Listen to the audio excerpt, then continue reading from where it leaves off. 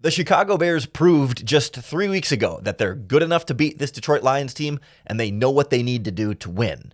It's about repeating that same formula and not taking their foot off the gas at the end. You are Locked On Bears, your daily Chicago Bears podcast. Part of the Locked On Podcast Network, your team every day.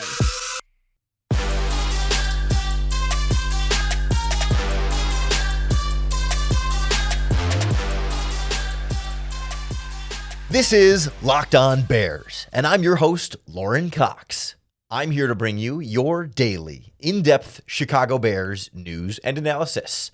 You can follow me on Twitter at CoxSports1. You can follow the podcast on Twitter at Locked On Bears. You can like Locked On Bears on Facebook, join the Locked On Bears Facebook group for even more Bears talk, and make sure you hit that subscribe button on the Locked On Bears YouTube channel to keep up with all of our video podcasts as well. Thanks for making Locked On Bears your first listen today. We're part of the Locked On Podcast Network, your team every day. Today's episode is brought to you by DoorDash. Get all of your favorites delivered right to the comfort of your own home, whether it be restaurant, meals, snacks, groceries, you name it, they've got it on DoorDash. Right now, you're going to get 50% off up to a $10 value when you spend $15 or more on your first order when you use our promo code LOCKED23. On the show today, we put together a game plan for the Bears to beat the Detroit Lions, and fortunately, it doesn't have to be too complicated. We saw that game plan executed almost to perfection, or almost to success, just 3 weeks ago. The Bears don't have to reinvent the wheel here. They can try and do a lot of the same things they did against the Lions in that game. Certainly, Detroit will try and adjust in different ways, but the Bears can also adjust to some of the things that didn't work against the Lions in that game and come together with a plan for success here, while trying to avoid some of the mistakes they made in that game and also overcome some of the things the Lions were able to do successfully against them in that game when it comes to trying to get this Bears running game going a little bit more and responding to what the Lions defense had done the previous time. How they can get more pressure on Jared Goff and try and kind of keep him under wraps without getting conservative down the stretch like the Bears did last time. And we'll talk about some of the key matchups that decided that game and how the Bears might go about them in this game, knowing a little bit more what to expect. But offensively, last time we saw Chicago come out firing pretty well. Justin Fields played well. The Bears were able to put up quite a few points early on against that Lions defense and were in control for the majority of that game. Justin Fields took care of the ball. It wasn't as horizontal as we saw against the Vikings afterward, but it wasn't all downfield shots either, but it was a good sort of mixture of getting different guys involved. It wasn't a 300-yard passing performance, but it was taking what the defense gave him and doing enough in that regard and being able to move this team down the field. The big problem that we saw throughout that game, and we saw it again against the Vikings now in back-to-back weeks, is drives ending in field goals and not touchdowns. And certainly against Detroit, they got, 3 interceptions on Jared Goff, plus I think there was a fumble in there, if I remember correctly, and they struggled to really turn those turnovers into touchdowns. They turned into field goals, or on one drive, I think there was a fumble. I think Tyler Scott fumbled on a drive after a turnover. And that's one of the big takeaways for me entering this game is like when those drives stalled, it was a couple of different things. That it was a combination of sometimes the Bears would get in there and they'd move down the field and then they'd have a negative play. It'd be a false start, or it'd be a tackle for a loss in the running game, or it would be a sack, or it'd be a screen pass that ends up losing yards, something to where they go from 1st and 10 to 1st and 15 or 2nd and 12 or 2nd and 11. And then you end up getting 3rd and 8, instead of, gaining a few yards on first down, gaining a few yards on second down and getting 3rd and 3, 3rd and 2, 3rd and 1. And the other aspect of that is when the Bears would get these drives moving and they'd get into the field goal range, they'd get to 3rd and 3, 3rd and 2, 3rd and 1. They'd hand it off and they wouldn't get it. And they'd take the field goal, and they wouldn't go for it. We kind of saw a combination of those things in that game. It was either they'd get backed up early on a down and distance, and then it became 3rd and long, and then 4th and long, you're not going to go for it then, so you take the field goal. Or they would get better down and distance, but once they got inside the red zone, they were content to say, yeah, 3rd and 1, we'll try the QB sneak with Justin Fields. We don't get it. It's 4th and 1. let's take the field goal. Let's not try again to get that 4th and 1. And ultimately, you end up letting the Lions climb back in this game. So, like, game plan wise, you got to stay ahead of the sticks, right? And that's kind of the goal every week. But specifically against the Lions, like, you got to get out of your own way with negative plays, and you can't let these drives get too conservative. Like we saw Detroit in that first game really, really load up the box. That was their game plan. We're not going to let you run it with Khalil Herbert, Roschon Johnson, and Deontay Foreman in that game, especially Herbert. He had 16 carries for 35 yards. He did have a 9-yard run in there, but it was a lot of like running into the line of scrimmage, not finding a lot of room because it was a lot of 8-man plus boxes from the Lions, kind of daring you to throw it a little bit more. And as a result, the Bears' running game became Justin Fields on the read option, keeping it himself and sometimes just having to make a guy miss in space and break off from there. And I think if I'm the Bears, certainly that is a strategy, and you're going to use the Justin Fields running game. But I want to get the running back ground game going again. And so if they're going to load up the box, you got to spread them out. Make them pay for loading out the box, right? If they're going to load the box, they're daring you to throw. But they load up the box in some part because of your own personnel. They feel like, okay, we can get 8 men in the box if you've got a fullback and 2 tight ends in the game. But if you come out with 4 wide receivers and Khalil Herbert, they can't load up the box. I mean, I guess they could put 1 man on each of those 4 receivers, then put 8 guys in the box with no deep safeties. But then, okay, let me take a shot then, or let me throw to the flat. And then you have so much more space for your passing game. Like, it felt like the Bears as an offense weren't able to properly respond to and take advantage of the Lions loading the box. Spread them out and then either make them unload the box so then you can hand it off to Herbert with fewer guys in the box, or if they still load the box when you spread it, then take advantage of the extra space that they're getting you by having loaded up the box. Like, I want to see the Bears take a more proactive, responsive approach to their running game there, to not have to rely on Fields to pull it and run all the time. And then in theory, if the running game can be more active and proactive ahead of the Lions' game plan there, then that should help you get into better down and distance situations to avoid having to settle for field goals on the drive. It should help you feel more confident in going for it on 3rd and 1, 4th and 1, because you can trust your running game a little bit more because the Lions aren't shutting it down by loading the box all the time based on what you're doing offensively. Like, there wasn't enough of a response in that way, and that's how I want to see the Bears adapt this time around when they play the Lions offensively.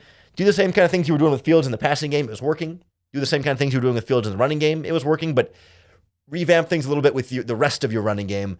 Try and avoid more of those negative plays. Get yourself in a position to keep moving forward, and don't take your foot off the gas when you're in field goal range. Like, there are times when you take the field goal, when it's 4th and 10, you're not going to go for it. But when you got a chance to keep sticking it to the Lions when your offense is working, you got to keep sticking it to a 9-3 first place team within your own division. Similarly, we saw a lot of great things from the Bears defense in that game until the very end, but they were getting ahead of Jared Goff and Ben Johnson in the Lions offense. And we'll go through some of the things that worked pretty well on that and what the Bears can try and do a little bit better this time around next on Locked On Bears. The Locked On Bears podcast is brought to you by our friends at DoorDash. DoorDash is the best way to get all of your favorites delivered right to your door so that it's restaurant warm and fresh the moment it arrives from your DoorDashers, bringing it straight to your house in one of their nice little DoorDasher bags that keeps hot foods hot and cold foods cold, no matter what you're ordering from any of your favorite local places. Whether it's groceries that DoorDash will pick from the shelves for you right after you pick what you want off the app, they'll bring it right to your door, or it's a great way to support local restaurants in your area. I recently just DoorDashed myself some chicken teriyaki over rice, and oh my gosh, it was so good. And again, it comes hot and fresh, like I went to the restaurant myself and got it, but no, someone else took care of it for me, and that's the convenience with DoorDash. I can still support local restaurants without having to leave the comfort of my own home. It's especially nice on game day when you're dialed into the game and you're getting ready for the game. You don't want to go out and fight the zoo at the grocery store or at the restaurants at the lunch rush before kickoff. Like, let DoorDash take care of that for you. Right now, you can get 50% off up to a $10 value when you spend $15 or more on your first order when you download the DoorDash app and enter our promo code LOCKED23. Subject to change, terms apply. Don't forget that promo code, LOCKED, LOCKED 23, for 50% off up to a $10 value on your first order when you download the DoorDash app. It's easy to have more confidence in the Chicago Bears coming into this Lions matchup, not only coming off a win against the Vikings, but having seen them particularly shut down the Ben Johnson offense, right? The guy that is rumored to be a hot head coaching candidate for a variety of teams with how well he's done this Lions offense. But for a lot of that game, the Bears were in complete control, right? Lions scored 2 touchdowns in the second quarter, but shut out of the first quarter and the third quarter. And for the most part, like both of those, one of those Lions touchdowns came at the very end of the half when it felt like the Bears got conservative. And then the last 17 points all came in the final 4 minutes, the final 3 minutes of the fourth quarter, when again, it felt like the Bears really got conservative, played a lot more off in coverage, a lot softer, kind of cloud zones, and kept this Lions offense, right back in the game because they could work their way downfield and they would just take these 8, 10, 12-yard chunk plays each because the Bears were getting back there to prevent the 25-yard play, but the 12-yard play was plenty for them to work their way down their field quickly and score multiple times on consecutive drives against the Bears. And so that's sort of the big lesson takeaway to not do this time around is like, don't get conservative. Keep playing your defense the way you're playing. You don't have to be in prevent defense until it's Hail Mary time, right? You don't have to be in prevent defense the entire final 3 minutes of the game or the entire final 2-minute drive. It just felt like they weren't getting after Goff the same way. They weren't playing as physically and aggressive. It felt like they were coaching and calling defense scared instead of staying confident and aggressive with what had been working through the entirety or almost the entirety of that game. For the most part, the Bears got decent pressure on Jared Goff. And even on plays when they didn't get pressure, you could feel it speeding up the internal clock on Goff, where it's like, okay, pressure's coming, I got to get rid of it. Where, the pressure statistics from PFF and other places aren't always going to record that as pressure because Goff gets rid of it, but it's plays where you can see the line is starting to break down or starting to move, not enough that Goff has to get rid of it, but Goff feels like, man, if I don't get rid of it quickly, I'm then going to be under pressure and then I'm going to have to get it. So it's like getting rid of it earlier than he needs to a little bit. So it's not really pressure because he's not physically moved off his spot or disrupted in the pocket, but it's sort of the idea of pressure is coming. So let me chuck it sooner than I might have otherwise. Let me they speed up his time to throw because of the pressure they were getting. And even on plays when it's not technically pressure, it still ends up hurrying Jared Goff, just not physically like moving him and causing him to hurry in that regard. Like it's more of a mental thing than an actual like physical disruption. But what it does is when he has to get rid of it quickly or more quickly, when he feels that pressure to get rid of it more quickly, not pressure, but when he feels that sort of obligation because of the threat of pressure, then he's not throwing it as deep, right? There's not as much time for routes to develop downfield. It has to be a little bit more of an underneath game. And that limits explosive plays, that limits just the general chunk. If he has to throw it 3 yards past the line of scrimmage more quickly, when he could be more regularly throwing it, say, 7, 8, 9 yards past the line of scrimmage, that adds up when it's 3 or 4 plays in a row of only 3 yards instead of 3 or 4 plays in a row of 8 yards when he's throwing. All of a sudden, that's a 20-yard difference, for example, in that kind of math there. So that's where the pressure could start to get off. And then also, it made the Bears' blitzes more effective when they did blitz, right? We kind of talked about this earlier in the week on the podcast, where now that Montez Sweat and Unique Ngakoue and even DeMarcus Walker played pretty well against the Lions last time, Javon Dexter, who we'll talk about in a little bit, now that those guys are more consistently generating pressure, the Bears don't have to blitz out of necessity, but can blitz as an extra mix-up to the opponent, right? To try and throw them off without feeling like you have to. And so then you can be more judicious and creative about when and where and how you blitz. It's not something that has to become a more regular part of your pass rushing attack plan. But when they do mix it in, it's a little bit less expected. It's a little bit easier to disguise then because you're not always having to show it to get the pass rush there. And similarly in coverage, right now that pass rush is a little bit better, you can disguise things a little bit more in coverage, where when you don't have much of a pass rush, you're worried about, okay, if I disguise stuff, like, is the quarterback going to have enough time where when a guy is trying to get back to his spot where he needs to be, if the receiver can beat him there and the quarterback has time to get the ball to him there, will the pass rush not allow us to do certain things in coverage that we might otherwise want to do? And I think there's some more flexibility to disguise a little bit more in coverage.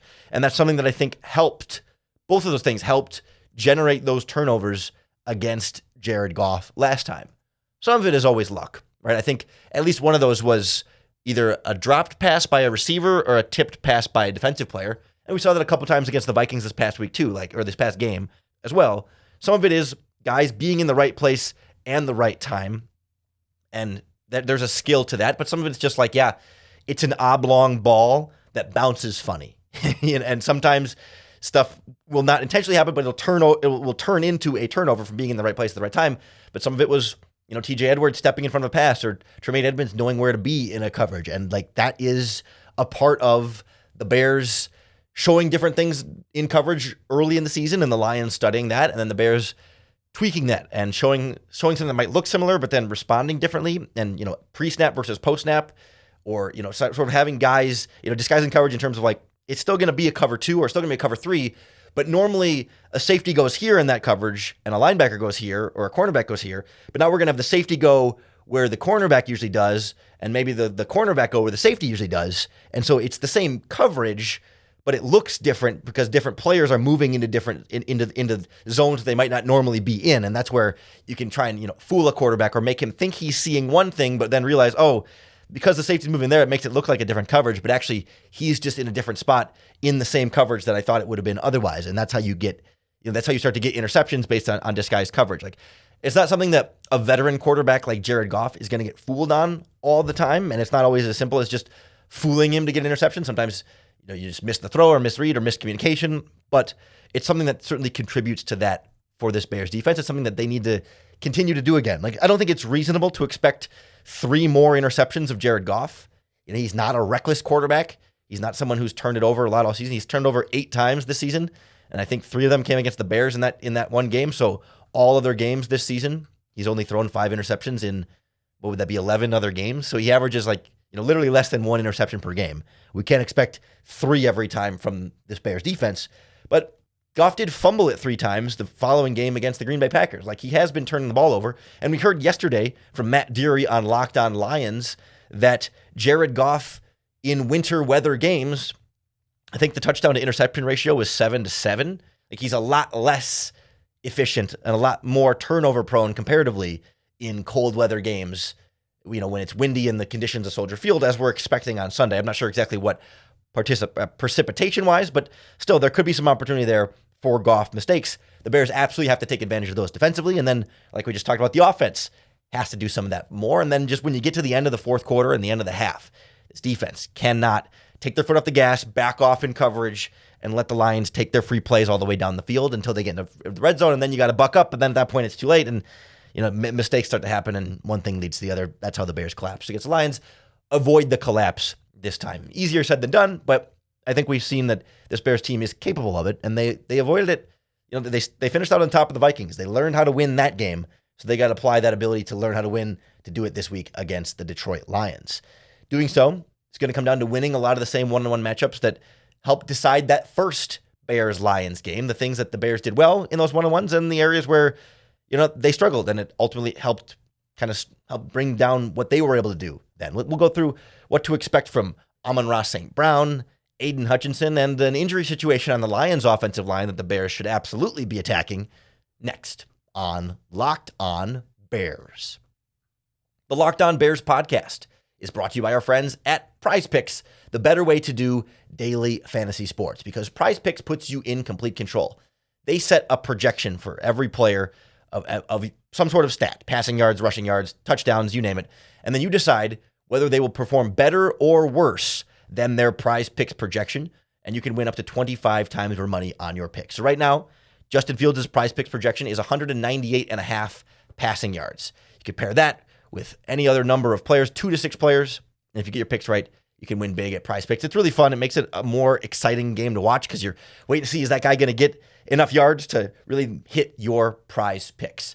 Try it for yourself. Go to prizepicks.com/LockedOnNFL and use our promo code LockedOnNFL for a first deposit match up to $100. It's an extra $100 to play with at prizepicks.com/LockedOnNFL.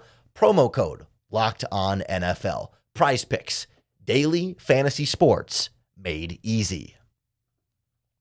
The Chicago Bears can make life easier on themselves in this Lions game if they can win some of the key one-on-one matchups. And when I look back at the Lions game the first time around, it really kind of tells the story for you right there. You got to, for example, keep tabs on Amon-Ra St. Brown. And the thing the Lions do with Amon-Ra St. Brown is try and avoid specific one-on-one matchups that they don't want and try and get the one-on-one matchups they do want, especially against the Bears in the last game. It was a lot of Jared Goff throwing underneath to the middle of the field. That was where his call it a check. It's not always a check down when it's 7 or 8 yards downfield, but like that area, right? Between the numbers, often between the hashes, short of the first down marker. Like that was the area of the field he was going after over and over again, particularly with Amon-Ra St. Brown. Also, Jahmyr Gibbs out of the backfield. They checked down to that area of the field quite a bit too. But like as that game went on, the two players in coverage that Jared Goff targeted the most in that game, TJ Edwards and Tremaine Edmonds, the two linebackers in the middle of the field. That's where the Lions kept wanting to go with their passing game, largely with Amon-Ra St. Brown, somewhat with Jahmyr Gibbs. Now, in that game, both Edwards and Edmonds got interceptions, so you could argue maybe it wasn't the best strategy there, but I still think it's something they're going to want to go to. If I'm a quarterback, I would rather throw him with my speedy wide receiver, Amon-Ra St. Brown, is great after the catch. I would rather have him going up against linebackers than I would against Jalen Johnson and maybe Tyreek. I mean, we can talk about the Tyreek Stevens and Terrell Smith too, but like wide receiver versus linebacker tends to be a better matchup than wide receiver versus cornerback. So with Amon-Ra last time, sometimes it was linebacker, sometimes it was Kyler Gordon in the slot, sometimes it was Jaquan Brisker coming down from the safety position, but like middle of the field was where they were attacking. So the Bears have to keep tabs on Amon-Ra St. Brown coming to that area and have to make sure that these linebackers are ready. Like, yeah, you got to get depth. You don't want guys to beat you a ton behind you, but just be ready that they're going to be throwing it in front of you a lot. So be ready to attack downhill and finish those plays with clean tackles, of course, not giving up extra yards after catch on those just because you end up being in the right position, but not being able to finish the tackle on the play. Another big matchup that ended up being decisive in that Bears-Lions game that the Bears need to win again this time, right tackle Darnell Wright, the rookie, versus Aiden Hutchinson. For the majority of that game, it felt like Darnell Wright was holding up just fine, not getting a ton of pressure coming in on that side from Aiden Hutchinson. They ended up moving Hutchinson around a bit in that game, and he wasn't getting much going against Braxton Jones either. But it comes down to that final drive when Justin Fields gets the ball, and that's when Aiden Hutchinson beats Darnell Wright, gets the strip sack that ends up being a safety as Darnell Wright kicks it out of the back of the end zone. That doesn't mean the whole performance was bad by Wright, but obviously in a big spotlight, that one play was one of the times he got beat, and that becomes a little bit more of a challenge. And so now Aiden Hutchinson gets part two, right? And over the course of the game, you start to learn what the other player does and what I can do to beat them and what I need to do differently and what they're good at stopping and what I can get past them. And so how those two respond in their rematch is going to be really interesting to me, because now Wright has a pretty good feel for, okay, I know how much speed Hutchinson has, so I know how far out I have to set up in my pass set and still be able to recover to the inside. So I don't have to worry about him unleashing some, next level speed. Like, oh my gosh, he's faster than I thought he was. Because, okay, I've played a full game against him. I know when he's turning on the jets and when he's not, when I need to do that and when I don't. I also know how strong he is. So I know how much I need to anchor, how early I need to anchor. If he starts to bull rush me, how much, how do our strengths compare? How does my upper body strength versus my lower body strength, can I rely on just my hand strength and my arms and, sort of my upper core there to corral his power? Or how much do I need to anchor? How much do I need to reset my feet against him? It's a lot of intricacies there, and not always things that the lineman is actively thinking about in the 3 seconds while the play is going, but in between plays and in between drives. Okay, what is he doing to me? What do I need to do differently? What do I need to be ready for? Wright can be ready for that. And same thing for Aiden Hutchinson, though. Hutchinson will say, okay, man, I beat him on that strip sack doing this. I think I can beat him using that move. Or man, every time I tried this move on Darnell Wright, it wasn't working. He's got me on that move. I got to know when to try that and when to have counters ready for that and how to respond, right? How those guys respond in the rematch will be really fun to watch, especially for a rookie that hasn't gotten to go against the same guy twice like this, except for, the Vikings now was the first game that he's gotten to play against the same player twice this season. But Hutchinson's kind of more of a Clash of the Titans type matchup with them on the edge, and that one's going to be really fun. Similar dynamic on the interior for the Bears defensive line going up against the Lions offensive line. Gervon Dexter had a big game against the Lions the last time. He got a couple hits on Jared Goff, a couple other pressures in there. I want to see what he's able to do in his sequel here, in his second go at it. And the Lions offensive line right now dealing with an injury situation where their center Frank Ragnow left their last game against the Saints injured. He didn't practice on Wednesday. We're sort of feeling it out as the week goes on. It's very much up in the air as to whether or not Frank Ragnow will be able to play on Sunday. When he left, they put Graham Glasgow in at center, who had been playing guard for them, and then they brought their backup guard back into the lineup, and it was their backup guard against the Saints this past week who had been starting. It's the rookie Colby Sorsdahl, their 5th-round pick. he started against the Bears a few weeks ago and really struggled against Gervon Dexter and DeMarcus Walker on the interior to some there, and Justin Jones. Like, he was the weak link on that Lions offensive line for sure when he was starting at left guard then. Now their starting left guard is back, but Sorsdal has been filling in at right guard with Ragnow injured. So if their center Ragnow isn't able to go, the right guard Colby Sorsdal is going to be the weak link because Glasgow will start at center in place of Ragnow. But if Ragnow is good to go, then they will be able to start their regular right guard at right guard and not at center. And then it becomes a little bit more of a, find your matchups where you can kind of thing. They're not like the one big, weakness. It's just like, got to go win your one-on-ones there against that Lions offensive line. So I'm looking for Dexter to have a big game potentially against one of these backups and pick up where he left off last time. Like those to me are the big matchups that can go really far in deciding this game. And it's still why I feel like the Bears have a good shot to win this one. We haven't felt that way a lot this season, but coming off of a bye, having almost beat this Lions team, having just beat the Vikings and showing they can finish these games with a win, I think the Bears can do it. It's not going to look exactly the same as it did the first time against the Lions. I think the cold weather is going to keep the scoring down a little bit more and make it a little bit of an uglier game. They probably won't shut down the Lions offense as smoothly as they did that first time, but and they probably won't turn over Jared Goff as much as they did, but maybe the offense can finish more of those drives with touchdowns, and really curious to see what kind of growth the Bears show from first Lions game to second Lions game. Whatever happens on Sunday, you can be sure we'll break it down for you right here on the Locked On Bears podcast. So make sure you hit that subscribe button on YouTube or wherever you listen to podcasts. That's going to be the best way to keep up with all of our daily, in-depth Chicago Bears news and analysis. Really appreciate you making Locked On Bears your first listen today. If you're looking for another listen here, we've got a Locked On Sports Today 24-hour live stream channel on YouTube, and we're also going to have our NFL Kickoff live show coming up as well to get you ready for all of Sunday's games, including Bears-Lions. So go check out those podcasts and on those live shows, and then come on back Monday for another episode of Locked On Bears and another opportunity to bear down.